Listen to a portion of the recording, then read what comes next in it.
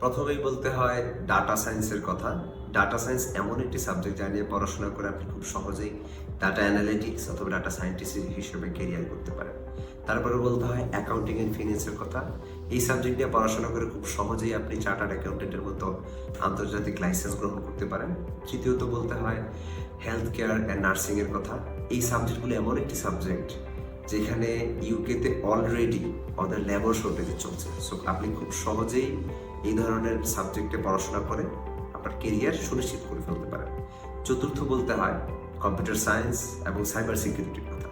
পৃথিবী যতই এগিয়ে যাচ্ছে আমাদের কম্পিউটার সায়েন্স বলেন, কম্পিউটার সাইবার সিকিউরিটি বলেন, এই ধরনের চাকরির চাহিদা দিন দিন ততই বৃদ্ধি পাচ্ছে।